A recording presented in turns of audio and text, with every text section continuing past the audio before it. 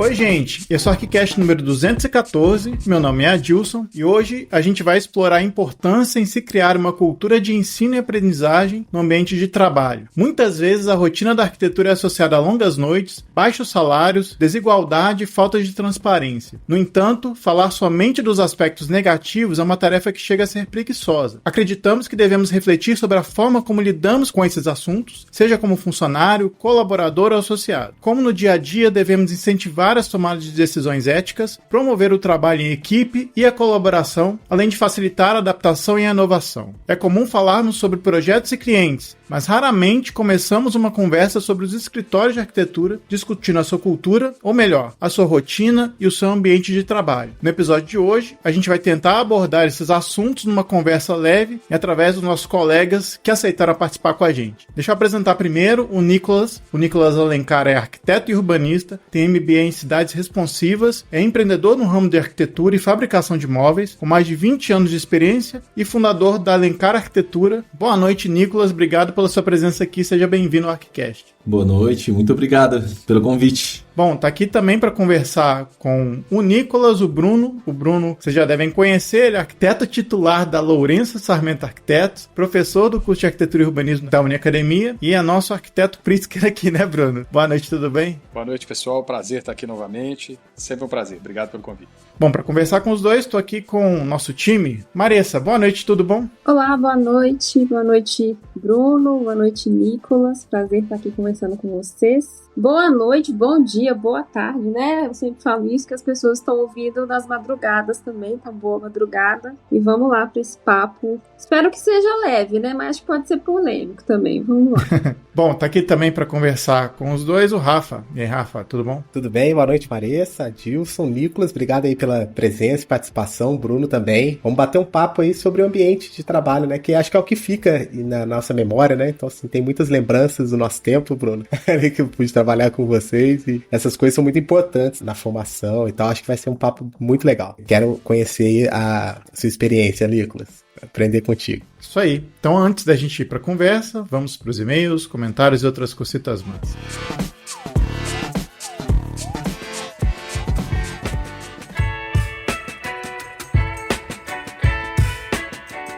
Voltamos com mais uma leitura de e-mails, comentários e outras cositas más. Tô aqui com o time Maressa e Rafa. E aí, Maressa, como é que você tá? Olá, tudo bem? Vamos lá ver um pouquinho o que esse pessoal tá comentando nesses episódios. Tudo bem, Rafa? Tudo beleza. E aí? Bom, Rafa, como é que esse pessoal faz para entrar em contato com a gente? Bem, mandando aquele e-mail maroto para contato@archicast.com e você também pode nos encontrar nas nossas redes sociais, Facebook, Instagram, Twitter, canal do YouTube, Telegram, o que mais que a gente tem? Tudo isso. Não sei se tem mais um. Tá bom, né? Tem exatamente. Nos agregadores, né? Várias formas de interagir. Spotify, Deezer, iTunes, Google Podcasts. E cada um deles você pode também interagir de forma diferente. O Google Podcast, eu acho que ele tá inativo. As pessoas, para acharem a gente, tem que ir lá no YouTube Music. O Google Podcast, eu acho que vai ser inativado pelo Google. E se você não quiser ouvir nossos comentários sobre o episódio 213, é só pular para 6 minutos e 23 segundos. Temos comentários, né, Rafa? Temos. Eu vou ler um comentário aqui que o Manuel Bernardo deixou lá no canal do YouTube. Vou tentar fazer a voz como se ele estivesse lendo a notícia. Eu não aguentei a rotina de arquitetura de eventos. Era extremamente desgastante. Cheguei a passar mais de 60 horas sem dormir para conseguir entregar um evento. Horas sem conseguir ir ao banheiro. Na pandemia, tive que fazer projeto arquitetônico e de interiores e me encontrei numa rotina muito mais tranquila. Olha só, o Rafa quer fazer uma coisa mais cômica, mas ele sofreu, hein? Sofrimento. Pô. Passou 60 horas sem dormir. Ele tava no limite, sei lá. Ele tava trabalhando no limite. No cenário do limite. Nossa, que difícil, hein? Pois é. É engraçado porque ele falou que é uma especificidade, né? De trabalhar com arquitetura de eventos, né? Realmente é uma correria gigante. Agora, o processo, né? Como a gente conversou com a Thalita, por exemplo, né? É um processo que foi aprendido aos poucos, né? Ela foi criando o processo para que as coisas fossem agilizadas no dia a dia dela. Mas realmente, assim, ficar 60 horas sem dormir também seria traumático para mim. uma logística de trabalho muito desgastante. A gente ouviu, né, o depoimento da Thalita, e assim, acho que tem várias formas de você trabalhar com isso, né? Não necessariamente você precisa estar lá também, depende do estágio que a pessoa tá, como que é a organização dela ali. Então, eu imagino que deve ter sido bem, bem sofrido mesmo. E foi traumatizante, parece, né? Pena que foi assim, na experiência do Manuel. Pois é, pra ele escrever um depoimento compartilhando o seu trauma todo, né? Porque aquilo balançou ele bastante. Mas o bom é que ele encontrou ali no campo da arquitetura ainda, né? Que é a arquitetura de interiores, né? Um meio de continuar fazendo projeto, né? Pois é, mas ele não falou aqui o que ele trabalhou nessa arquitetura de evento. Será que ele estava lá trabalhando no evento? Você estava lá, por exemplo, de hold, garçom, iluminador e tal? Ou você estava projetando, né? Seria legal você mandar sua mensagem, se você estiver escutando agora, mandar explicar pra gente, né? Porque ficar 60 horas sem dormir projetando e sem conseguir ir no banheiro, aí... né? Então... Mas é interessante que ele se encontrou, então, no projeto, né, no interior, e achou a rotina mais tranquila, né? A gente brincou um pouco com essa história, né? Porque o Manuel realmente sofreu, mas, Manuel, espero que você tenha entendido aqui nossa brincadeira e espero que você conte como é que tá a sua vida hoje, o que fez você não dormir 60 horas, né? Espero que você esteja bem agora. Espero que você esteja dormindo bem, que você consiga ir ao banheiro, tudo bem com você, Manuel. Sem essa de glamorizar a coisa errada, né? Bom, então a gente vai deixar vocês com o episódio de hoje sobre cultura de escritório. Bom episódio. Valeu! Valeu!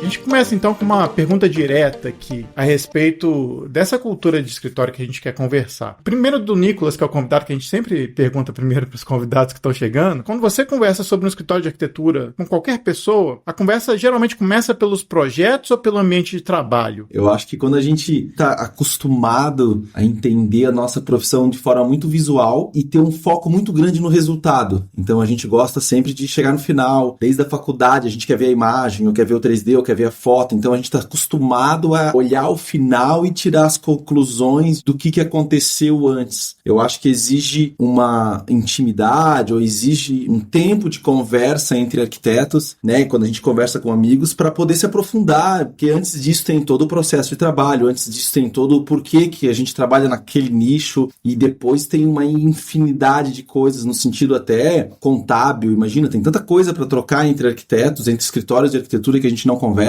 né, processo criativo, como é que se contrata, né, como é que chega nessas soluções, mas infelizmente a conversa tradicional, ela acaba por ser um pouco mais rasa no sentido de, tá, mas o que tá se fazendo? Tá se fazendo aquele projeto? Que tamanho? Ou em que cidade? Então a gente acaba ficando um pouco superficial, quase como um professor avaliando, né, um 3D de um aluno, mas com certeza tem muito mais para se envolver dentro de uma conversa com outros arquitetos, assim. Eu, claro, se tenho essa oportunidade, eu gosto sempre de entender de forma um pouco mais profunda. Eu acho mais fácil entender o que saiu lá no final, se entender o processo, do que olhar no final e tirar conclusões sobre como é que aquilo aconteceu. Você acredita nisso também, Bruno? Para você é parecido? Eu acredito, eu concordo, assim, acho que o primeiro envolvimento do arquiteto com a profissão, ou do aspirante da arquitetura com a profissão, vem na realidade pela paixão pela arquitetura. E muitas vezes essa associação se dá na obra pronta, no produto final, no desenho bem feito, né? E na verdade esse processo até lá é um processo que a gente descobre muitas vezes do susto, né? Você se descobre arquiteto e de repente você é forçado a se descobrir empresário, responsável pelo RH, responsável pela contabilidade, responsável pelo financeiro. E eu, pelo menos eu não visualizo isso, o arquiteto se dirigir para a profissão de arquiteto, para a prática da profissão de arquitetura por este lado, ele vai pelo outro, né? Então a gente acaba ficando muito preso a esse resultado final. Atuando em escritório há tanto tempo, né, 25 anos de escritório, a gente acaba desenvolvendo muita curiosidade, é o que o Nicolas falou, a gente poderia, na verdade, a gente deveria trocar muito mais. Eu brinco sempre o seguinte, o arquiteto é um profissional muito milindrado, né? Eu vejo outras áreas compartilhando experiências, compartilhando dificuldades com muito mais facilidade do arquiteto, né? A gente, apesar de citar isso muito em sala de aula, né? Eu gosto muito de citar isso. Quanto mais a gente compartilha, mais a gente aprende, né? Então, a gente vem de uma criação do contrário. Eu sou o gênio, a minha ideia de gênio é minha, né? Quanto menos pessoas entrarem em contato com essa ideia, melhor. Significa que eu protejo mais a minha ideia. E além de levar isso na prática da atuação de escritório, a gente leva isso para a prática da gestão de escritório, né? Então, a gente está sempre com aquela sensação que esse assunto, às vezes, é um assunto que a pessoa não vai querer abordar, que se você perguntar vai ser um assunto não bem recebido. Então eu concordo plenamente. Eu acho que é difícil a gente conseguir sair desse lado mais visual, produto final e conclusão, e caminhar muito mais para o processo. Talvez um pouco no processo de projeto a gente ainda consiga, mas o que a gente não consegue é o processo empresarial que envolve tudo isso. Eu acho que é por aí. Eu acho que a gente tem essa dificuldade de fato na profissão. Pegar um pouco da ideia do ambiente de trabalho, assim. A gente falou sobre essa conversa que geralmente acontece, né, sobre o produto, mas eu imagino que vocês devem também ter uma preocupação pelo ambiente de trabalho que vocês têm no escritório de vocês. Isso é conversado? Isso é discutido entre os sócios? Ou porque eu fico imaginando que, assim, é claro que você tem uma relação de trabalho, tem que ter entrega, mas vocês se preocupam com isso? É uma preocupação genuína de vocês ou acaba que o dia a dia meio que consome toda essa discussão que vocês gostariam de ter sobre isso? Eu entendo que, sei lá, quando eu vou vender um projeto, no sentido de explicar o ponto de vista que eu tenho sobre um projeto, eu estou sempre tentando por uma perspectiva de que aquele projeto pode ser um motor de uma mudança. Talvez alguém vai morar melhor se for de um jeito, ou vai trabalhar melhor se for de um jeito. Então, né, as cidades, os bairros, as ruas, toda a discussão que a gente fundamenta desde sempre de arquitetura, e independente da escala, a gente está sempre promovendo que se por um caminho ao invés de outro vai ser melhor. Então a gente está sempre promovendo aquilo, mas é comum a gente, dentro do ambiente de trabalho, né, digo assim, às vezes eu olho no escritório de arquitetura ou outro e penso, pô, podia ser um de contabilidade, podia ser um de direito, podia ser qualquer coisa. Então, assim, é comum o arquiteto não trazer para dentro de casa aquilo que talvez ele está tentando vender lá fora. Eu entendo que um ambiente que estimule várias das qualidades que a gente busca num escritório que quer romper ou quer ter criação, cocriação, quer sair da curva, vamos chamar assim, mas eu acho que esse ambiente é quase necessário, sabe? E essa atmosfera que a gente vive, do mesmo jeito que tem um monte de estudo, que se tu viver num lugar com luz e com aquilo e com isso, tu vai viver melhor, com certeza um escritório ter algumas qualidades vai fazer você se tornar mais eficiente, vai fazer você conseguir ficar um pouco mais proativo, talvez, né, a gente pincele algumas qualidades de alguns profissionais, e eu talvez abra um parênteses aqui, porque eu acho que a gente sai da faculdade com uma cultura de escritório sempre, sabe, da gente pra fora, diga assim, pô, o mundo aí tem que mudar, como é que tá o meu mundo, né, como é que tá as minhas verdades. Então eu acho que isso faz muito sentido, e eu gosto de trabalhar em duas escalas, isso que é essa cultura da estética, no sentido de espaço, e como é que ele reverbera no nosso dia a dia, e a cultura do tempo, tá, eu acho que essas duas coisas, elas influenciam em tudo, assim. Então, e a faculdade, eu acho que daí ela tem esse papel, que eu sei que tem que ser porrada, mas ela traz esse papel que atrapalha um pouco a gente, porque daí a gente não entende muito de eficiência, acha que virar toda noite trabalhando tá certo, sabe? Então a gente tem algumas culturas, tanto de espaço quanto de tempo, que eu acredito que, pelo menos eu tento isso no nosso escritório, eu tento romper. Quando alguém entra aqui, eu digo, não quero que tu fique depois das 18 aqui, né? A gente cria alguns ambientes propícios, depois a gente pode entrar um pouco mais nesse assunto de fala, porque senão sempre os que sempre falam vão sempre falar, né? Então tem um caminho que eu acho que esse ambiente, talvez voltado para isso, estimule muito mais a gente ter um escritório que mesmo jovem, ou mesmo com pessoas com não tanta experiências, podem chegar a alguns lugares que vai demorar muito mais tempo de um meio tradicional e às vezes nunca chegue, né?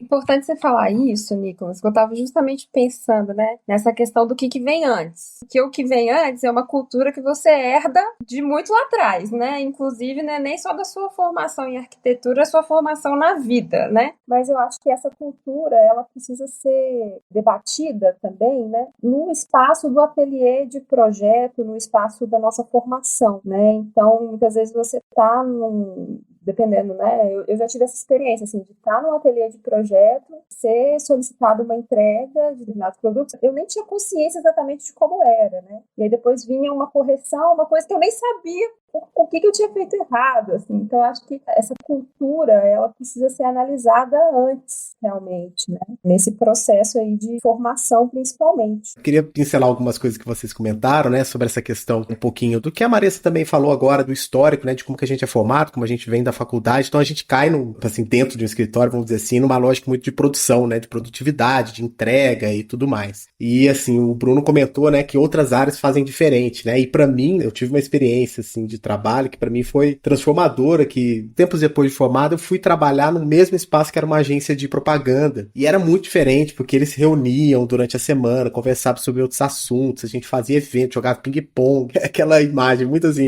da criatividade e tudo mais, e aí eu sempre ficava incomodado, falando, nossa senhora, mas tem que terminar o detalhamento, tem não sei o que. Eu ficava incomodado dentro de um ambiente mais solto, justamente por essa cultura de uma produtividade que é natural da formação em arquitetura, né? E aí a minha pergunta vai um pouquinho nesse sentido, para vocês, assim. Vocês buscam equilibrar isso no dia a dia de vocês, assim, esse âmbito de coisas mais leves e soltas e a rotina mesmo, a produção, a entrega? Como é que vocês gerenciam isso para deixar o ambiente saudável? Eu vou pegar um pouquinho da pergunta anterior e chegar nessa que o Rafa está trazendo. Todo mundo que lida com processo criativo lida com uma certa angústia, né? O processo criativo, ele pressupõe angústia. E alguns criadores, alguns artistas ao longo da história, inclusive, não conseguiram lidar com essa angústia, né? A gente tem diversos relatos de artistas que se propunham tão inovadores que não conseguiram lidar com a própria angústia e, em alguns casos, chegaram até situações extremas, né, de suicídios e coisas do tipo. Então, o processo criativo é angustiante. E ele é mais angustiante quando ele vem acompanhado de prazo, né? Então, você tem, eu preciso superar, eu quero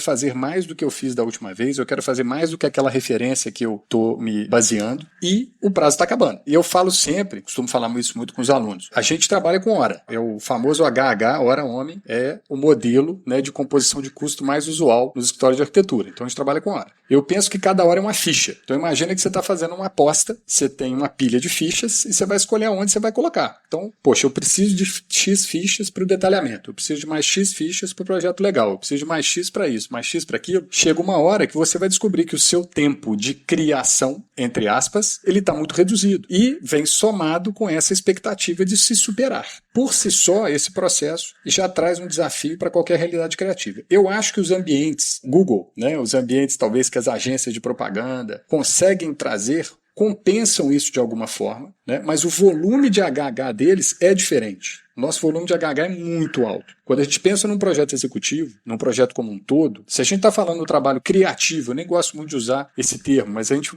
entender que a parte criativa vai equivaler aí talvez a 20%, 25% do trabalho, eu ainda tenho mais 75% depois consumindo as minhas fichas, né? Então, essa combinação, se você entrar nessa roda viva de achar que mais uma noite vai te permitir compensar essa perda de tempo, esse gasto com o tempo, mais outra noite, mais um final de semana. Isso é um caminho sem volta, um caminho sem fim, porque a angústia só aumenta e você está trocando o seu tempo, né, que você teria que compensar naturalmente pelas suas demais atividades, pela sua vida familiar, o que quer que seja. É uma espiral de declínio, né, e que, de fato, atrapalha e atrapalhou muitos escritórios de arquitetura ao longo da história, né, e alguns até não conseguem se tornar efetivamente um escritório por causa disso, porque estão sempre com aquela perspectiva de estar nessa espiral. Então, combinar esses aspectos, né, com um dia a dia, uma rotina mais, entre aspas, careta, né, talvez seja um desafio para também não se tornar careta demais, né? A gente, na nossa trajetória, né, vocês vivenciaram isso lá dentro, então sabem como é que, né, claro que a gente está sempre se transformando, mas viveram muito dessa realidade. A gente, em determinado momento, optou por uma rotina mais careta, horário para chegar, horário para sair, não vamos esticar depois do horário, não vamos, a gente vai trabalhar, né, dentro dos prazos e horários que a gente tem. E em alguns momentos a gente fica com a sensação que podia estar fazendo mais, né? Poxa, mas seria bacana se hoje a gente esticasse mais um pouquinho, se trabalhasse mais um pouquinho nisso, mas é essa escolha. E aí, eu usaria aí o termo que até a Marissa comentou,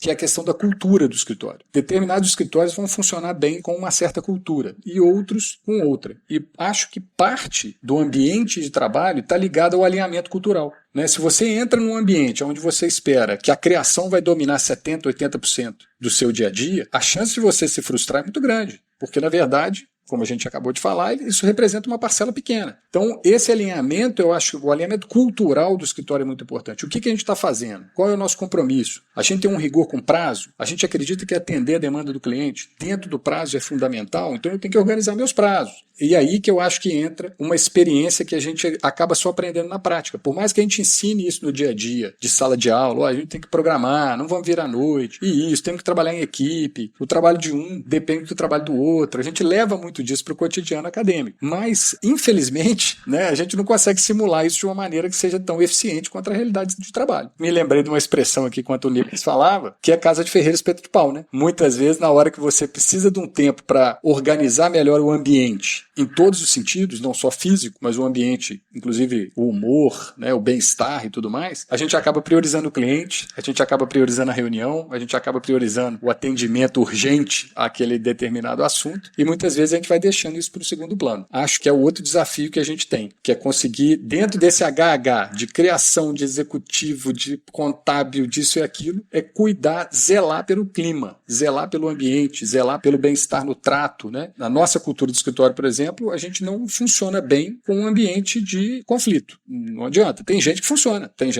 então não tem receita. Tem gente que desempenha melhor em ambiente de conflito. Pra gente, por exemplo, não funciona, né? Interessante isso, interessante. E talvez até eu volto um pouquinho. O que aconteceu, assim? Na verdade, eu, igual, saí da faculdade com toda a teoria, e daí eu acredito que eu tenho a história da comunicação um pouco no início, especialmente mais desenvolvida, talvez, do que a galera que estava se formando e saindo. E isso vai te colocando em lugares que talvez não sei se tu merece estar lá, mas tu acaba caindo lá. E daí tu vai pegando um projeto, outro, e eu me vi constantemente frustrado pelo mercado, sabe? Por um tempo, depois que me formei, comecei a estudar administração. Eu fiquei acho que uns 2 anos estudando administração, porque eu não entendia como o escritório de arquitetura podia dar prejuízo, ou como eu podia trabalhar que nem um cavalo e o projeto ainda assim não ficava do jeito que eu queria que ficasse. E no fim das contas, eu literalmente parei para estudar administração, porque assim, como, né? Como é que pode? E daí tu vai estudando administração, tem um lado bom e um lado ruim. Eu acho que eu tirei o legal disso, mas tu começa a entender que quase tudo é igual, assim, sabe? Que meu escritório de arquitetura poderia ser uma hamburgueria, digo assim. Eu sempre brinco, mas eu acho isso. Eu acho que de uma certa ótica, a gente faz algo que com certeza tem a história da criação e tem uma coisa incrível. E em certos aspectos é igual a qualquer negócio. E daí depois que isso começou a martelar em mim, eu comecei a querer organizar um pouco mais. Demorou muito tempo, claro, porque daí tu não é sozinho, tu não faz. Então eu tive que contratar a empresa disso, daquilo, organizar, né? Daí ter contabilidade, ter isso, ter financeiro. Eu confesso que eu tive que ter uma estrutura um pouco maior. Hoje eu me vejo muito organizado, mas é porque eu tenho, né, alguém financeiro, tenho alguém, um engenheiro disso, eu tenho uma gerente. Então a gente entendeu essa organização e daí aí que é o ponto que eu quero chegar. Eu tô dando uma volta, mas depois que eu organizei o escritório com o mínimo que eu acredito que uma corporação tem que ter, agora eu consigo dar com mais entusiasmo e com mais, assim, vigor esses insights do tipo, olha, aqui a gente vai ser super criativo e vai ser animal. Porque se eu faço essas coisas enquanto,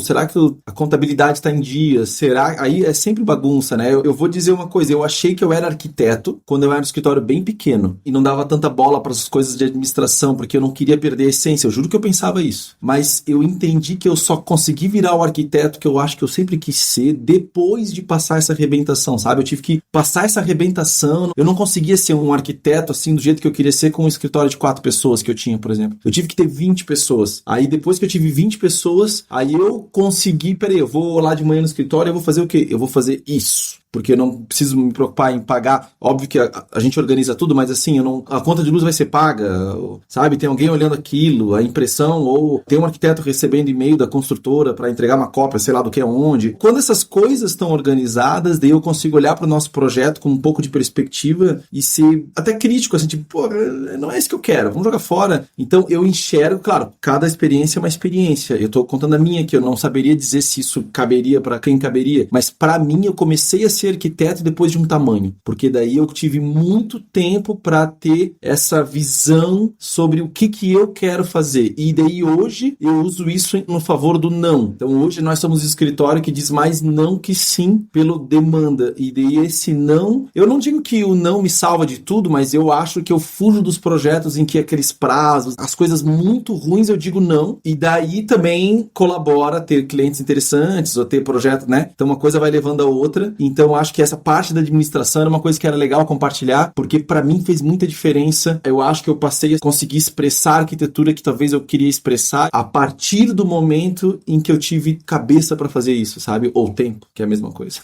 Essa fala é super importante, né? Porque enquanto o Bruno tava falando, eu tava pensando assim, nossa, além de ser uma profissão extremamente generalista, você ainda tem que cursar administração de empresas para você conseguir, né, minimamente, vai fazer como o Nicolas, vai estudar lá estudar administração, gestão e tal, para você conseguir entender o ciclo, entender as partes, entender a cultura, entender como fazer as coisas acontecerem, né? Então é desafiador e não sei se tem uma receita, assim, né? Tem que meter a cara e ir tentando também. Mas isso é muito importante porque essa falta de visão prejudica o próprio ambiente, né? O ambiente de trabalho, a maneira como as coisas são feitas, a maneira como as pessoas vão se relacionar ali dentro. E uma questão que a gente coloca aqui, né? Como que um ambiente de trabalho pode ser um diferencial, né, competitivo numa empresa de arquitetura? O que contribui no ambiente de trabalho em si para que a gente tanto seja competitivo quanto seja saudável também, né? Se é possível conciliar as duas coisas. O que vocês acham? Deixa eu até aproveitar aqui que eu achei interessante reforçar isso também que o Nicolas comentou e vou chegar nesse aí, Marisa. Nós também, tanto eu quanto meu sócio, o PC, quando a gente estava começando o escritório, a gente viu uma oportunidade de fazer um MBA em gestão empresarial. E a gente fez esse MBA na Fundação Getúlio Vargas, que na época foi muito revelador de uma série de coisas, mas eu me lembro que a gente, invariavelmente, nas aulas de qualquer assunto, a sensação que a gente tinha é que as demais pessoas que estavam lá, representando outras áreas, de várias empresas, inclusive, porque eles tinham muitas parcerias com empresas, então tinham às vezes 3, 4 pessoas da mesma empresa, e a sensação que a gente tinha é que as coisas faziam mais sentido para as outras pessoas do que para a gente. E a gente tinha essa percepção, quase desafiando os professores, tudo que era apresentado, a gente falava, mas em um escritório de arquitetura, parece que não funciona desse jeito. Aí o professor às vezes tinha que rebolar para não, mas tem isso, tem aquilo. E hoje eu vejo que a gente complicava muito mais. Talvez seja isso que o Nicolas comentou, né? Assim, poderia ser qualquer outra atividade empresarial, mas a gente acha que a gente é especial. A gente acha que a gente está envolto de um âmbito criativo, de algo que nos motivou, eu acredito, a maioria de nós a caminhar para a arquitetura, e a gente acaba trazendo isso, todas as nossas decisões. A gente sempre acha que é mais difícil para a gente, porque tem esse lado. A gente acha que as normas não funcionam para a gente, as leis não funcionam para a gente, porque a gente está sempre vindo carregado com essa interpretação, com essa visão. Foi muito bom para a gente desenvolveu muito, por dois aspectos. Um, na organização interna do escritório, que foi fundamental, concordo plenamente com o Nicolas. A gente também só começou a conseguir trabalhar de uma maneira mais produtiva, e aí tanto no aspecto da criação, quanto no atendimento ao cliente, quanto na resposta em projeto, quando a gente estava com a casa arrumada. Quando tinha alguém pensando, por exemplo, se a luz está paga, né? Porque é muito difícil você conciliar tudo isso. Então a gente também, quando a gente conseguiu colocar uma pessoa fazendo a administração do escritório, tocando a administração do escritório, tocando o dia a dia, nessa linha de frente, aí a gente cresceu muito em termos operacionais, a gente cresceu muito como organização, né? Então, concordo. Mas teve um outro aspecto que foi muito importante. Isso nos permitiu dialogar melhor com os clientes, que por sua vez, em sua maioria, no nosso caso, são empresários. Então a gente criou uma comunicação, a gente começou a falar uma mesma língua, né? E isso foi fundamental. Hoje, por exemplo, no ambiente acadêmico onde nós damos aula, a gente tem disciplinas que procuram trazer isso mais, né? Por exemplo, em viabilidades econômicas, analisando aspectos, né, de interface com corretores, interface com construtores, incorporadoras, porque a gente fala uma língua diferente, né? Realmente a gente fala uma língua diferente, mas a gente trabalha para um objetivo comum, né? A gente fala uma língua diferente do engenheiro, a gente fala uma língua diferente do incorporador, a gente fala uma língua diferente do mercado imobiliário. Na verdade, a gente tem um objetivo comum, então a gente precisa falar a mesma língua. Isso foi fundamental para a gente. Isso trouxe expertise para a operação do escritório, mas, sobretudo, criou uma língua em comum com esses outros parceiros. Então, por mais que a gente consiga levar isso para o meio acadêmico, acho que essa complementação para quem pretende seguir na área de escritório, ela é fundamental. Legal, então acho que a gente já está chegando aqui numa primeira conclusão, né, que é a organização, ela é o primeiro passo, né, para que você de fato tenha tempo para desenvolver as outras coisas, né, que são complementares aí para se criar esse ambiente saudável, agradável, para trabalhar tanto assim do ponto de vista de quem está ali produzindo, quanto de como que isso reverbera para o cliente, né? Eu não conheço e nunca vi nenhum relato desse tipo, assim, de algum cliente que tenha escolhido trabalhar com vocês por conhecer o ambiente de trabalho. Vocês já tiveram esse feedback? Acredito que sim, né? Pelo que vocês já contaram aí sobre a organização e tal, isso que você já falou, mas em algum momento vocês tiveram alguma surpresa nesse sentido, assim, conheci o trabalho de vocês, a forma como vocês trabalhavam e tal, isso me trouxe até aqui, aconteceu alguma coisa nesse sentido, Nicolas e Bruno? É incomum ou muito difícil, eu não lembro agora, de cliente não fechar com a gente, o cliente que veio aqui no meu escritório. Porque se o cliente entrar aqui, que a gente vai estar pronto na hora certa, ele tem um escritório e ele vê uma organização organização de escritório. E o meu escritório, eu sempre falo que é um escritório um pouco diferente, porque quando eu comecei a estudar administração, eu percebi que eu tinha que parar de contratar arquitetos. Porque não adianta nada contratar um arquiteto para fazer orçamento, ou contratar um arquiteto para ir vistoriar uma obra, ou contratar um arquiteto para pagar as contas, ou contratar um arquiteto para postar coisa na internet. Quando eu comecei a ler e entender, e daí tem uma CEO de um escritório que eu gosto bastante, que esses dias respondeu uma pergunta, a Sheila Sogarden lá, que conselho você se daria há 10 anos atrás, assim, e dela responde, eu contrataria menos arquitetos.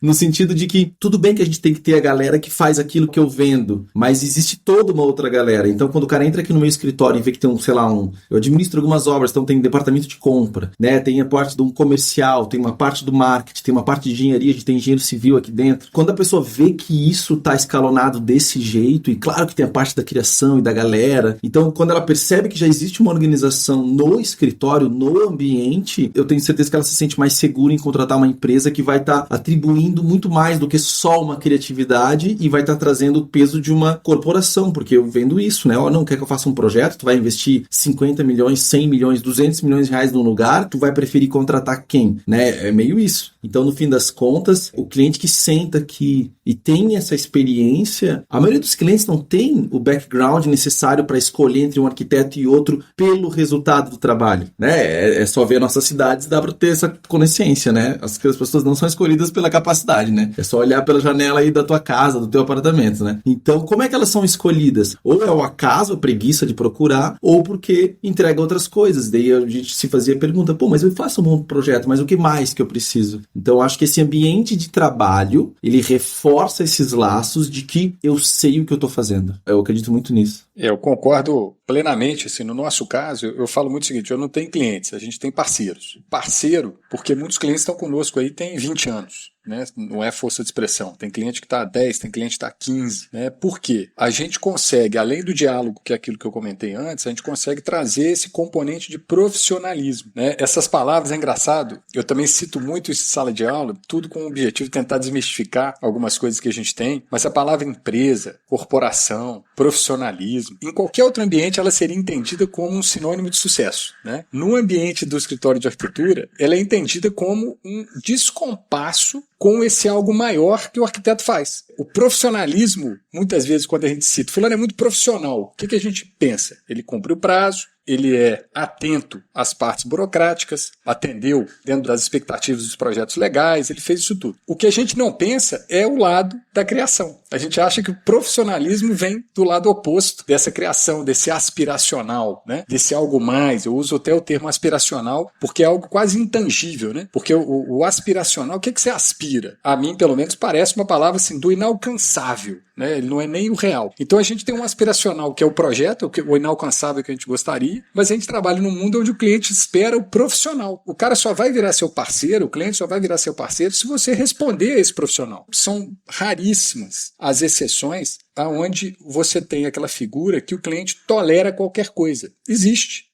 eu conheço. Tem umas situações assim que a gente fala, o fulano entregou? Entregou, mas o fulano você sabe como é que é, semana que vem ele aparece aí. Existe, eu conheço, né? Mas isso não é a regra, né? A regra é alguém que trata do seu assunto, da sua demanda e, em especial, do seu investimento com o cuidado e o profissionalismo que você espera de outras áreas. Se tornar profissional é fundamental. Essa organização, eu diria assim, no processo de escolha do nosso escritório hoje, com esses parceiros, respondendo a pergunta do Rafa, eu tenho certeza que isso fez a diferença. E eu peguei um feedback hoje gratificante com um cliente que é até do Sul. A gente foi apresentado para ele e a gente está fazendo o projeto aí para ele. E ele me deu um feedback e eu toquei o áudio do feedback hoje no ateliê para o pessoal escutar, para levar o feedback. E o feedback foi, poxa, Bruno, eu queria trazer um retorno aí para você e tal. Primeiro, pela pronta resposta que você tem em todos os áudios que eu mandei até agora e que está sendo muito gratificante trabalhar com você pelo seu profissionalismo. Acho que ele falou profissionalismo. E para mim foi uma surpresa, porque eu falei assim, cara, é o mínimo que eu tenho que fazer. Ele me manda um áudio, eu tenho que responder. Ele me pergunta uma coisa, eu tenho que responder, né? Para mim não tinha novidade nenhuma, mas é o tipo de coisa que talvez ele não esperasse do arquiteto. Né? O arquiteto é um cara diferente, né? Poxa, mas o profissionalismo talvez ele não nos procurou, acho que por causa disso, porque ele não tinha essa experiência, mas hoje o feedback que ele está me dando é esse. Né? Então, concordo plenamente que a organização é um fator de decisão, no meu caso, no nosso caso, no nosso escritório, tenho certeza que do Nicolas também.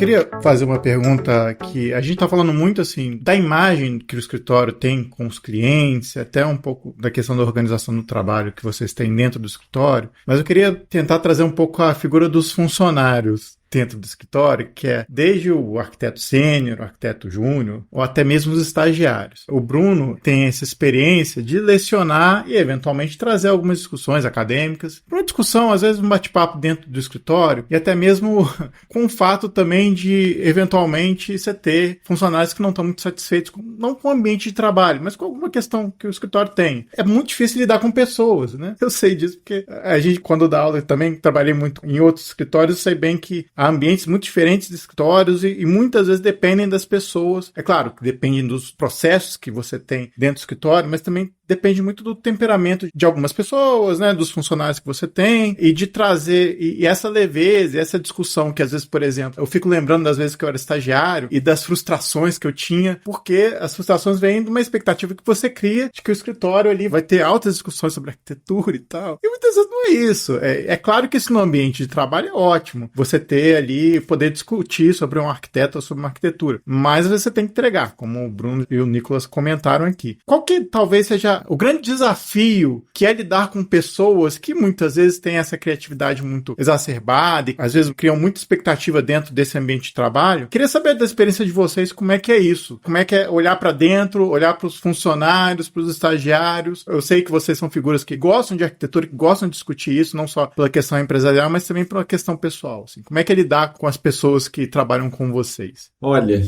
quando me perguntam às vezes, mas o que tu faz, Nicolas, nesse processo todo? Eu falo, então, eu sou RH. Brincadeiras à parte, eu acho que eu sou meio assim, tá? Eu tenho uma visão muito romântica das coisas, assim, atendo o mercado de porrada, de ter que, né? Não talvez tão mercado de porrada, porque eu não faço os projetos que eu não quero fazer, mas os que eu quero, a gente vai a campo mesmo e participa do mercado e tem que vencer as batalhas que tem que vencer. Mas eu sou muito sonhador nesse tipo e eu sou meio que um consumidor de uma linha de arquitetura bem nova, assim, bem contemporânea, pós-escola holandesa e esses escritórios mais em que todo mundo opina, em que a gente está discutindo uma arquitetura. Claro que a gente respeita todo o nosso histórico aqui do Brasil e tudo que aconteceu com nossos mestres e tal, mas eu confesso que eu não quero fazer isso, assim, então eu meio que normalmente me pego indo pro lado oposto. O que eu quero dizer? Quero dizer que isso reflete na maneira que eu vejo a criação aqui dentro do escritório. Então eu não acho que as melhores ideias vão sair de exatamente quem tem mais experiência ou quem sabe fazer melhor aquele desenho cada vez melhor, né? Porque é sobre isso, assim, algumas linhas de projeto, né? É sobre cada vez ficar depurando. A nossa linha, nosso escritório não é sobre isso, não é sobre depurar desenho, ele acontece naturalmente. Mas o que significa isso? Significa que, então, todo mundo pode falar um pouquinho e eu estimulo isso aqui. Então, a gente tem uma linha de arquitetura, criação, que meio que quase todo mundo, ou quem quer, participa e a gente vai dando ideia. Eu gosto muito de entender que a gente deve criar a demanda e daí é mais um ponto onde a criação ela é meio louca. A gente que dá o nome dos prédios normalmente, a gente que entra em várias questões, porque o meu escritório trabalha em várias escalas. Então, no fim das contas, a gente tem um escritório muito...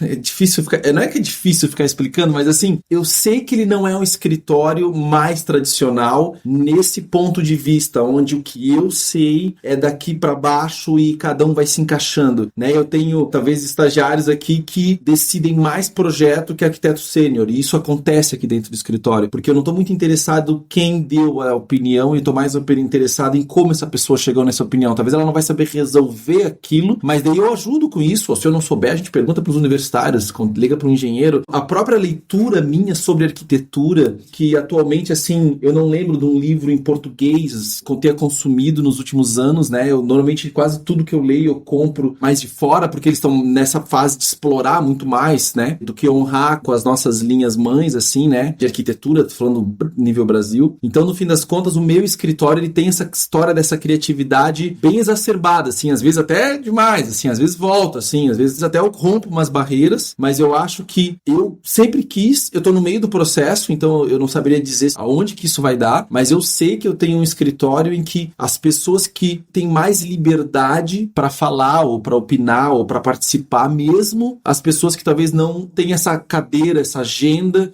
Eu já construí 3, 4 prédios, agora eu posso opinar sobre esse. Não, se tu acha que tem que ser uma rampa ao invés de um elevador de lado, eu digo assim, por que isso? Será que ficaria interessante? A gente explora isso muito aqui no processo de projeto, esse tipo de comunicação, e eu gosto de fazer isso e eu faço isso. Então, é normal a gente estar desenvolvendo um projeto, eu olho talvez para um estagiário, tu falou sobre ser estagiário, e pergunto, o que tu acha? Tu acha que devia ser assim ou tu acha que devia ser assado? Porque às vezes uma resposta ingênua que pareça tem uma sensibilidade, tem uma profundidade muito grande, porque a pessoa talvez ela está indo por um caminho que não está indo com o caminho talvez já acostumado que eu seguiria, né? A pessoa, ela simplesmente vira uma esquina que eu não estava esperando, porque eu estou acostumado a chegar naquele resultado e a pessoa vem e corta no meio da rua, assim, não tem? Atravessa a praça na diagonal, tu entendeu? Eu digo assim, e daí tu fica, por que ela pensou isso, né? Então, no fim, eu acho que esse ambiente criativo e estimular as pessoas a participar é um processo contínuo, e eu tenho explorado isso muito aqui, essa liberdade que eu gostaria de ver nas pessoas, e eu tenho gostado muito dos resultados dos projetos, e eu acho que em grande parte, não significa que essa é a solução, mas em grande parte tá em que já no começo eu descolo de ter que ser o líder da ideia do projeto. Então, assim, eu já me desprendo disso lá no começo, assim. É um dos caminhos que a gente segue.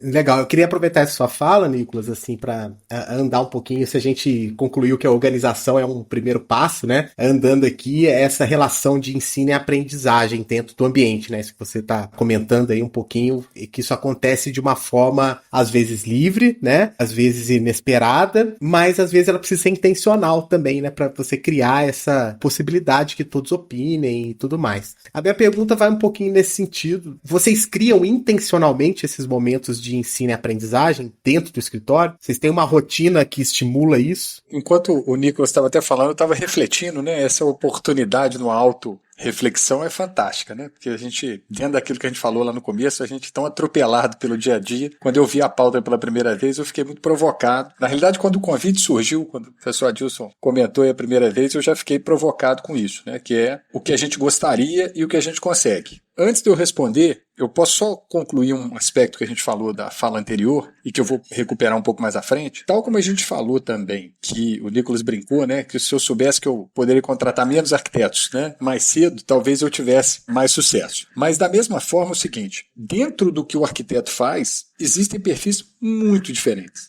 Você tem pessoas que têm um perfil mais generalista, aquela pessoa que ela gosta do kickoff, ela gosta do primeiro encantamento com o tema, ela trabalha motivada com a novidade, e aí quando a coisa começa a virar o detalhe do detalhe, ela perde gás, já não funciona para ela, não é o perfil que ela tem. E você já tem outra pessoa que ela já não se sente tão à vontade assim com esse início, ela já não está tão à vontade assim com esse gerenciamento de informações mais complexas, né, que às vezes um projeto necessita na sua etapa inicial, mas ela se dá muito bem com detalhe. Ela se dá muito bem com o ponto onde ela domina o todo e ela vai levando aquilo ali para cada uma das partes. Isso foi outra coisa também que a gente demorou muito para entender, que a gente tem que respeitar o perfil das pessoas para cada coisa que a gente espera que ela faça. No crescimento profissional que a gente teve, na parte administrativa e tudo mais, eu diria que a parte de RH sem dúvida foi a mais desafiadora. E aí eu não estou falando nesse lado da contratação, das férias, disso e aquilo, que por si só já é um problema à parte, né? Mas isso é muito mais de entender o perfil. A pessoa tem perfil e a gente demorou muito, inclusive, para contratar alguém para fazer isso.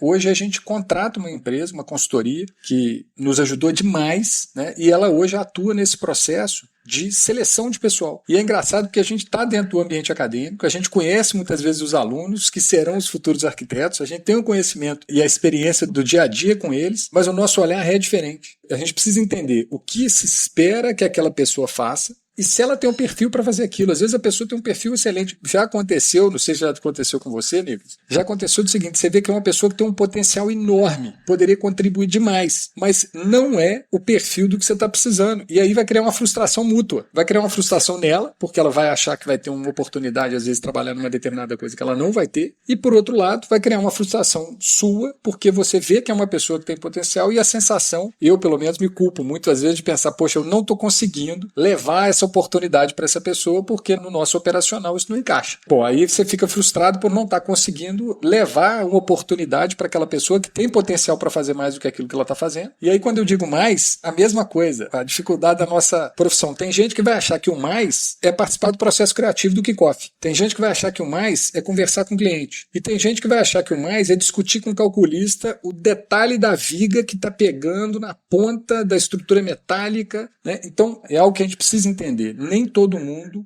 gosta de fazer as mesmas coisas. E o fato dele ser arquiteto não quer dizer que ele vai se encaixar em qualquer perfil do escritório. Não vai, né? Não vai. Os perfis são diferentes. E essa composição do escritório dentro da estrutura, e algumas pessoas vão estar muito bem com tecnologia e às vezes vão chegar intuitivamente a uma área de contribuição tecnológica, trazer um software novo. Às vezes você nem planejou aquilo, nem pediu aquilo, mas aí você vê que a pessoa, eu estou trabalhando com esse software aqui, será que isso aqui pode ajudar? E aquilo vai crescendo dentro do cotidiano do escritório, uma coisa que você não esperava, né? Então, pode surgir uma contribuição onde você não espera e não solicitou, e aquilo pode contribuir demais. E pode também criar uma frustração desse desalinhamento de expectativa. Acho que essa hierarquia muito imposta, né, de fato não funciona muito bem. Não acredito nisso. Mas, por outro lado, às vezes é muito difícil de você criar um ambiente de abertura para ouvir todo mundo. É uma arte, é realmente uma arte. Você conseguir criar esse ambiente de troca, esse ambiente de abertura, e concordo com o Nicolas. Eu acho que a gente perde muito quando a gente fica muito focado, a gente está mais preocupado em saber quem é o pai da ideia do que entender que aquilo é um trabalho coletivo. A arquitetura é uma profissão coletiva, né? A beleza da arquitetura, como diria o Richard Rogers, é que ela não se faz sozinha, né? Você não faz arquitetura sozinho, é impossível fazer arquitetura sozinho. Nem que você ache que você vai fazer, você não vai fazer arquitetura sozinho. Essa contribuição de todas as áreas dentro da atividade, com os arquitetos que atuam, com profissionais complementares, com engenheiros, né? Ela é fundamental para essa produção, para esse tudo.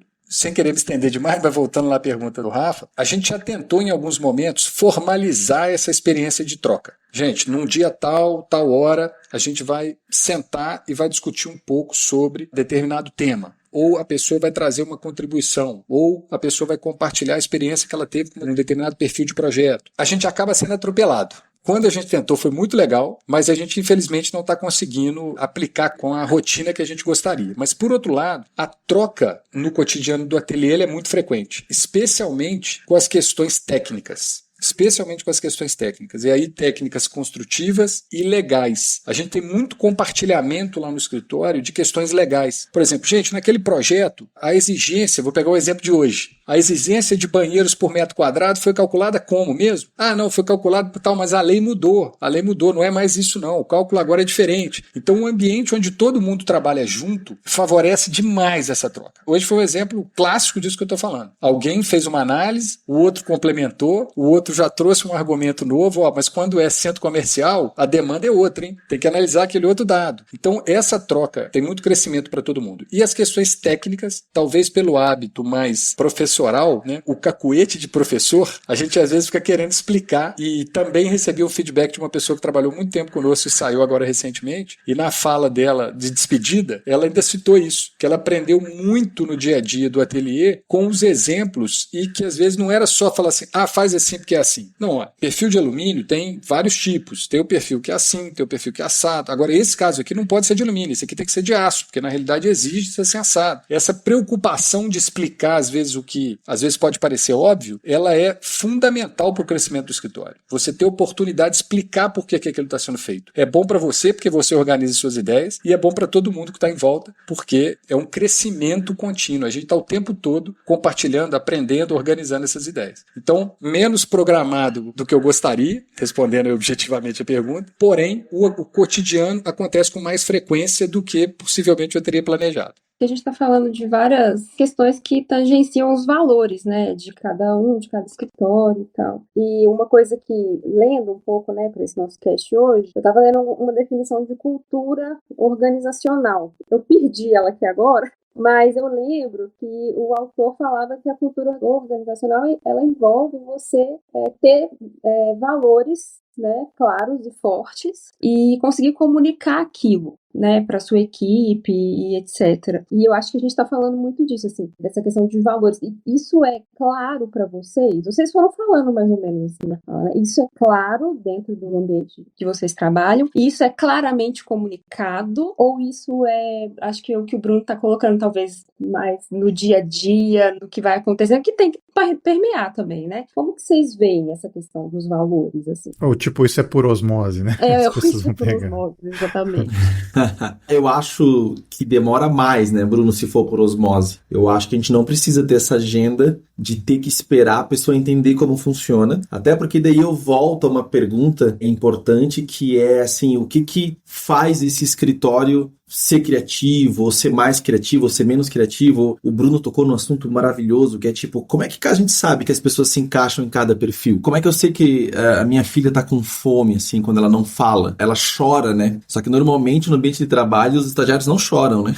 Às vezes choram, né? Mas eu digo assim, ó, a comunicação é o que precisa acontecer. Então, eu acho que ao invés de rigidez sobre o que tem que acontecer, tanto que eu não sei direito o que vai sair desse projeto, porque eu não tô tão interessado em saber o que vai sair, mas eu sou muito interessado em como ele vai entrar, no sentido de quais perguntas a gente vai fazer. A resposta eu não sei, mas as perguntas eu quero ter. Então a mesma coisa acontece e no que eu tenho que fortificar dentro do meu escritório para acontecer algumas coisas. A resposta é comunicação. Nem todo mundo é comunicativo. Então tá aí um lugar que seria um insight, assim, ó, o que eu faço do meu escritório? Pô, eu queria conhecer um pouco mais. Será que esse cara tá feliz fazendo aquilo? Né? Como é que é esse caminho? Antes disso, vem uma pergunta que é, esse ambiente de trabalho promove essa comunicação? Né? Então a comunicação, e daí vai para todos os ambientes, até nós aqui enquanto escritório, como é que a gente se comunica com o público, com o cliente. Então assim, a comunicação eu vejo que é importante ser um dos pilares para pelo menos saber onde é que tu estás e inclusive ter essa liberdade dessas pessoas de dizer, olha, eu não tô legal aqui, tá? Eu queria fazer aquilo, ou eu queria fazer isso. E a gente, talvez, enquanto coordenador, também ter essa comunicação e falar, olha, tu tá fazendo isso aí, mas não é muito por aí, não. Porque depois que tu começa a trabalhar com administração, tu começa a entender que essas relações que o chefe tem com o funcionário ou com o colaborador, no sentido de que se ela for profissional e adulta, normalmente é ali que se desenvolve as qualidades das pessoas, né? Então eu diria que trabalhar de forma extra na comunicação é um dos pilares para desenvolver um ambiente de trabalho, quaisquer que seja, mas provavelmente intencional, se a comunicação existir, né? A gente faz algumas coisas, que nem o Bruno falou, e às vezes a gente faz festa, vai para Oktober,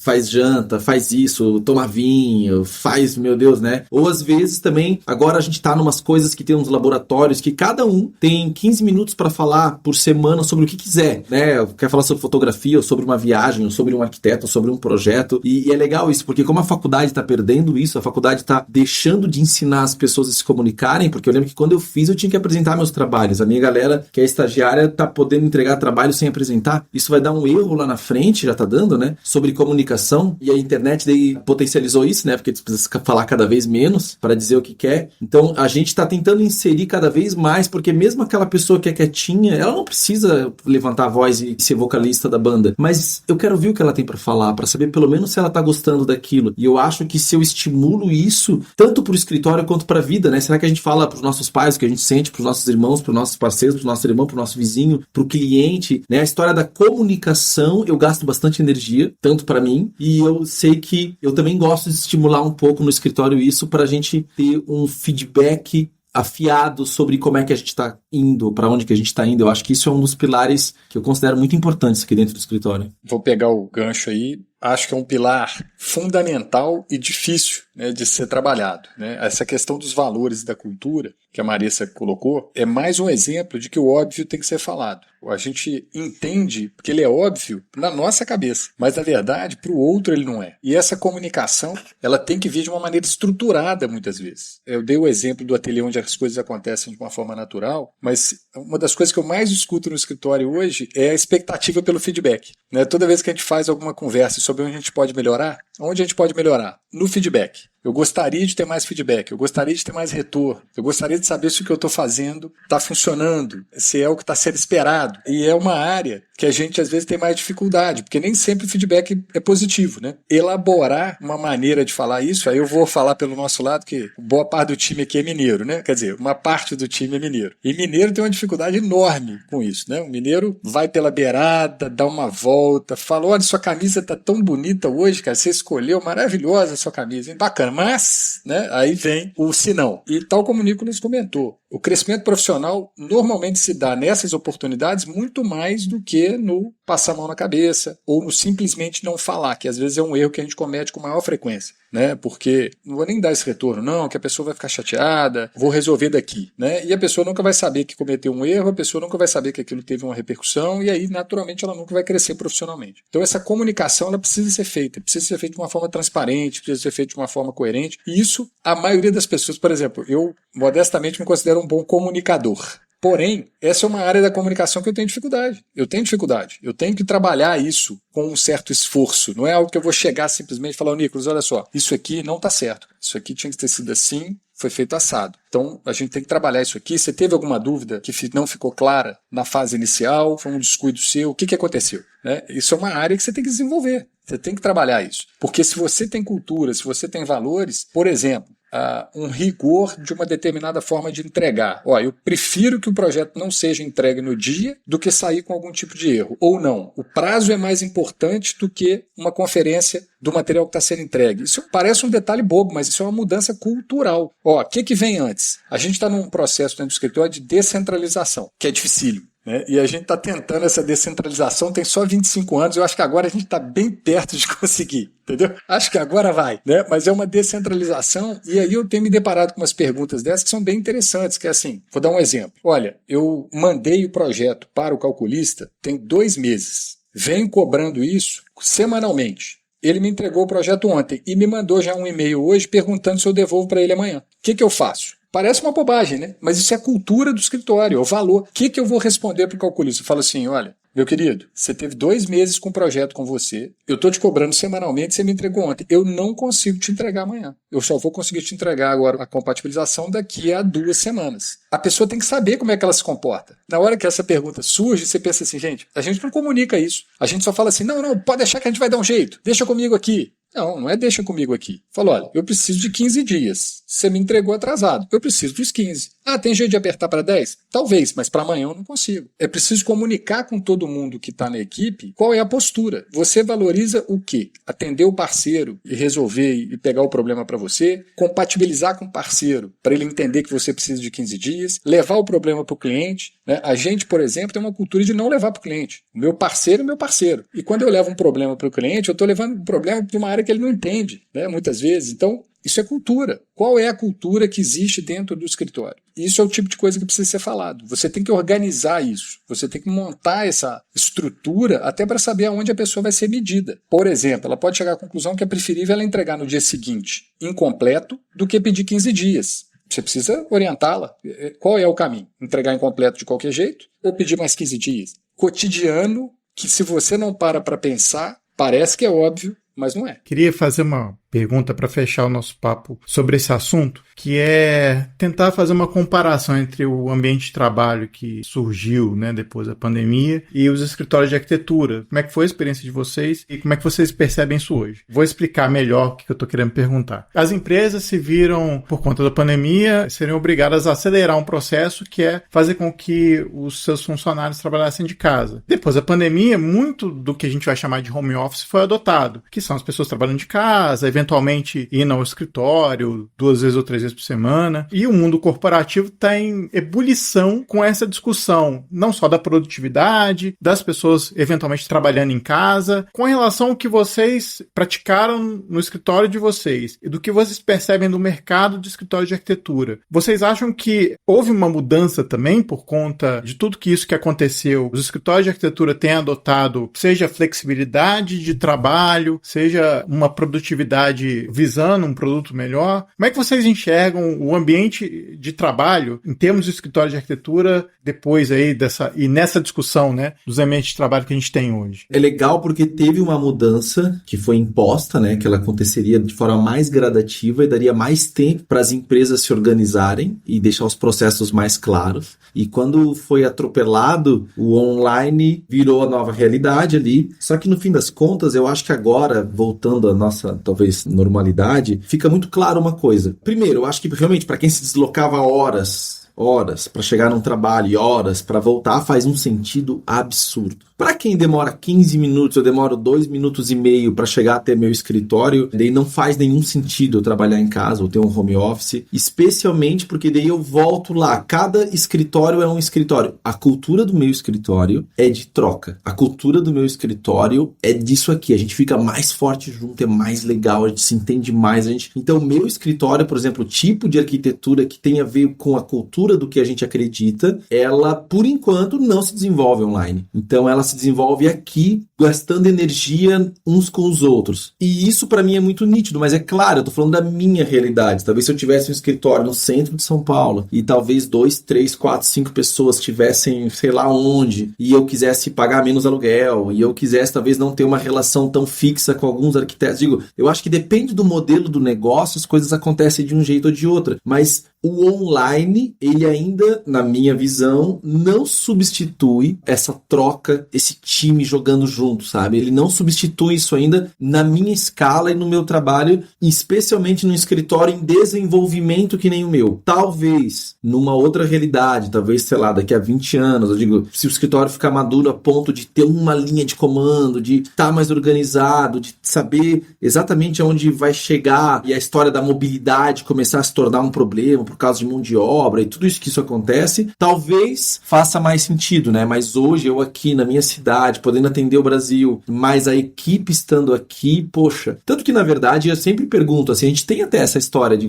quer trabalhar em casa, quer fazer uma coisa um pouco diferente e tal, e a maioria fala, não, quero vir pra cá, porque daqui eu troco, aqui eu aprendo, eu quero vir trabalhar aqui. Porque também, aí eu volto pro nosso tema, o meu ambiente de trabalho é muito legal. Então, assim, tem tudo. Aqui tem impressora 3D, tem coisa, tem... Cara, isso aqui é muito legal. Tem todos os livros, tem café, tem bar, tem... Então, assim, tem um lugar incrível. A gente até tá se mudando agora pra uma casa na rua. Uma ruazinha bem medieval e eu tô literalmente fazendo um bar-café na frente. Então, assim, no fim, eu entendo que se a gente, enquanto, né, digo assim, sócio, blá, blá, blá, fundador, criar esse environment, né, criar esse ambiente que as pessoas vão querer estar lá, é legal também, mas eu tô falando, claro, da minha escala, né? Existem outras realidades, mas na minha visão, o processo do que se faz tem que ser muito redondo pro online ter a profundidade que o presencial tem. Me lembrei de um meme, que é contratando geração X, contratando geração Z, né? E aí geração X,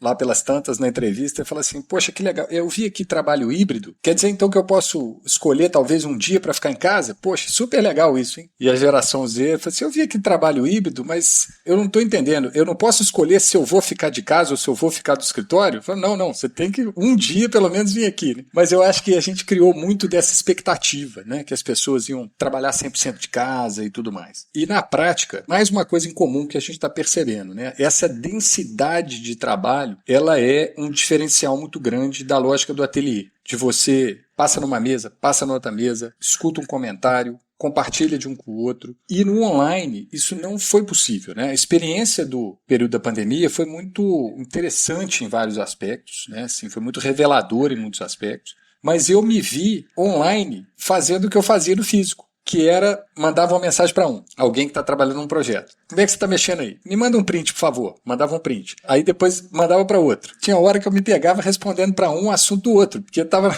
dá um tiro para lá, dá um tiro para cá e tal. Por quê? Porque a gente precisa disso, a gente precisa desse compartilhamento. Aí tem uma dúvida de um projeto com alguém e você lembra que essa dúvida aconteceu no outro projeto. Aí fala, fulano, como é que a gente resolveu aquela questão da rampa? Ah, a gente fez assim assado. Volta para cá outra vez. Isso é muito bom. Isso é muito bom. É um crescimento profissional constante e um crescimento de produção constante. O ganho principal que a gente teve foram nas reuniões rápidas. Isso aí foi transformador. né? Reunião com parceiro, reunião com profissionais complementares, poder envolver mais pessoas da equipe na mesma reunião, que antes você tinha às vezes questões de deslocamento, espaço físico. Agora não, agora você manda o link, a equipe vai entrar fulano, vai entrar Beltrano, vai entrar ciclano. Todo mundo participa da reunião online. Então, isso foi um ganho muito legal, muito bacana. Isso eu acho que a gente, por exemplo, que trabalha com projetos fora, né? O caso do Nicolas também trabalha com projetos fora. Às vezes você tinha que deslocar, né, 2, 3 horas para fazer uma reunião lá de meia hora. 2, 3 horas para ir, mais 2, 3 horas para voltar. Isso não tem cabimento. Mas é completamente diferente do que a gente está falando no ateliê. São momentos diferentes. A reunião é um momento, a produção no ateliê é outro momento.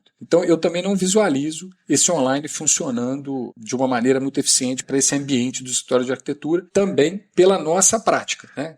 Existem práticas diferentes, mas pela nossa prática eu ainda não visualizo funcionando bem. A gente já teve recente, depois da pandemia, antes a gente não tinha isso, a possibilidade às vezes da pessoa trabalhar de casa por uma eventualidade. Vou dar um exemplo de outro dia. Vou receber um marceneiro que vai montar um móvel lá em casa. Eu posso trabalhar de casa? Poxa, sem problema. Não é também ser dogmático, não dá para trabalhar de casa. Não, né? Faz sentido naquele dia trabalhar de casa? Faz, então problema algum. Mas não é algo que eu enxergo funcionando de uma maneira rotineira. Eu acredito que a gente vai perder muito se for isso hoje, né? Pelo menos com o recurso que a gente tem hoje. Muito bom.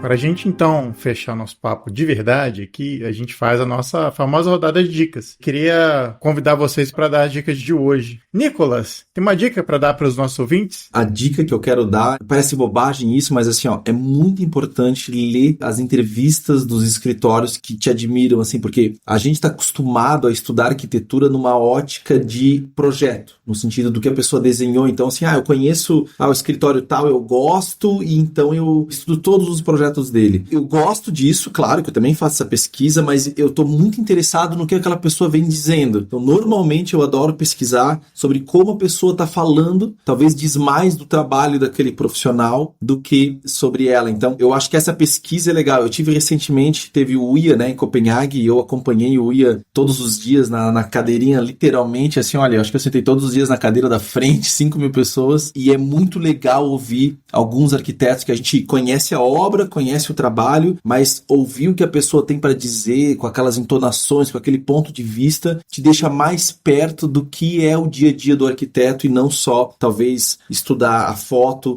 e o corte e o desenho do profissional como se aquilo fosse único, né? Desgrudado da essência dele. Então, assim, parece besteira, mas precisa continuar estudando e daí, se possível, eu particularmente vou para 2 caminhos além da arquitetura, que é fotografia e administração. Fico batendo na administração, mas para ter esse diálogo que o Bruno falou foi brilhante, para ter esse diálogo com o cliente. Porque daí, quanto mais tu entende do mercado do cliente, que é a administração, muitas vezes, né, mais a gente consegue pensar com a nossa cabeça e daí, quem sabe, ter um superpoder de entender talvez o que o cliente entenda e entender de arquitetura.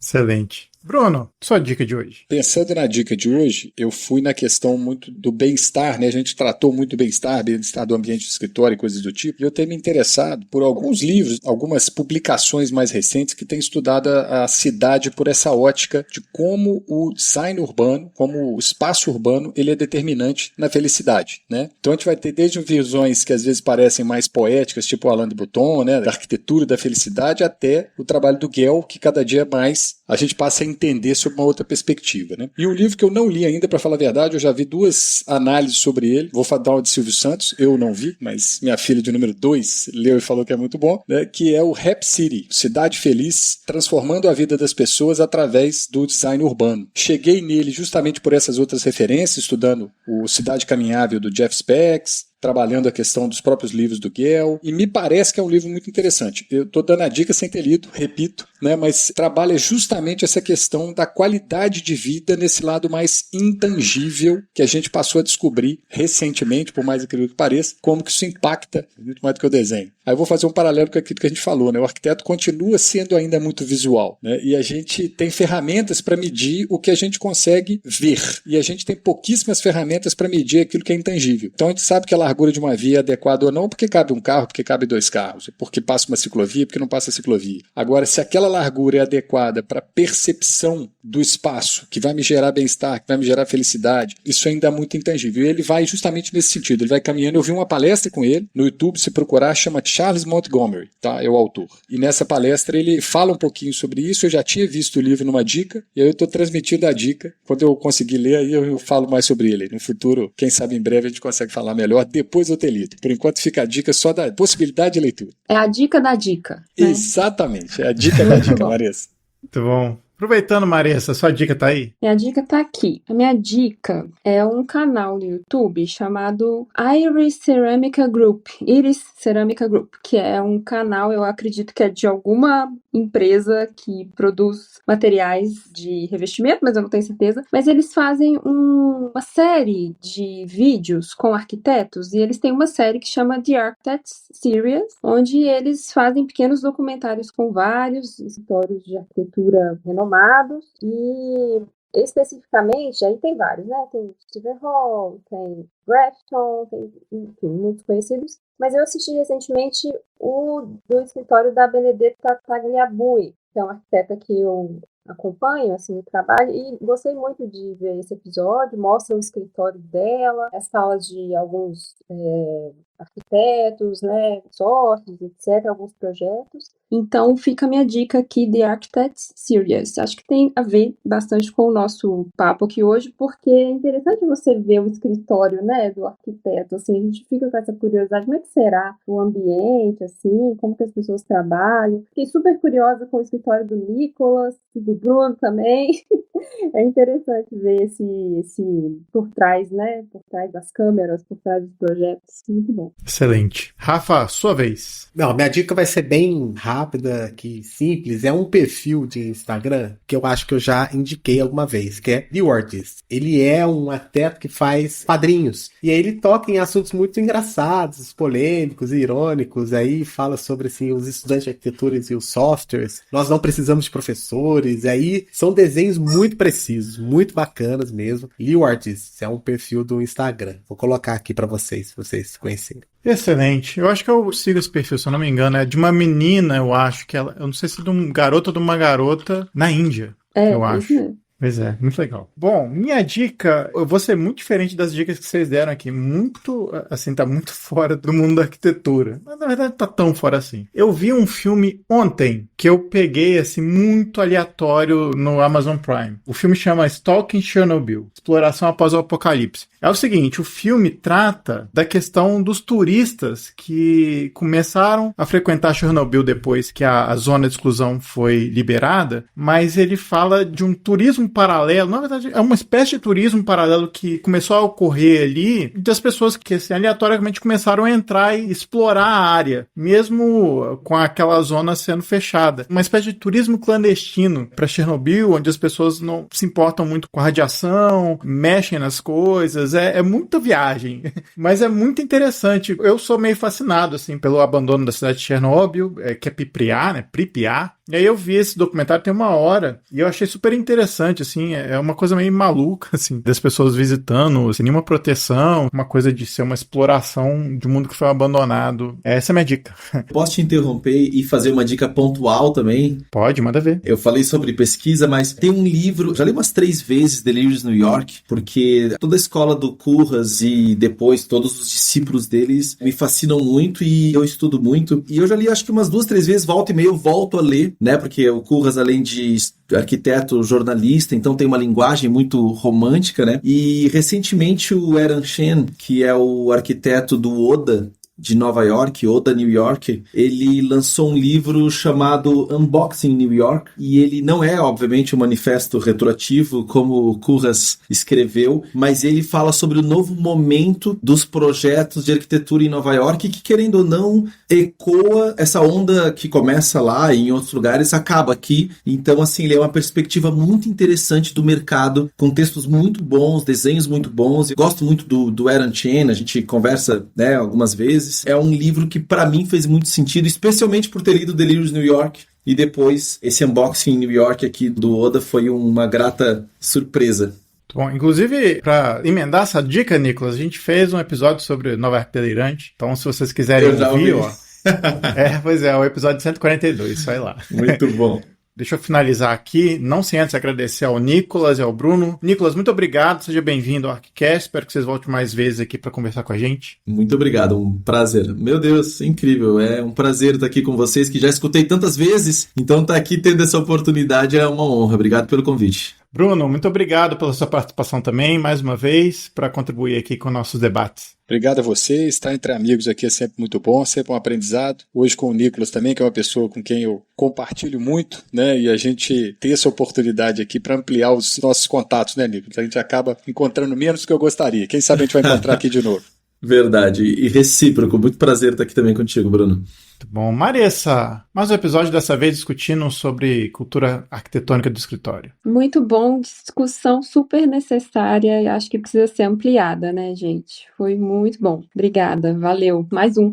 Isso aí. Rafa, mais um. Mais um, ó, e fica aqui o convite pra gente continuar, porque a gente acha que não foi nem na metade da pauta. Exato.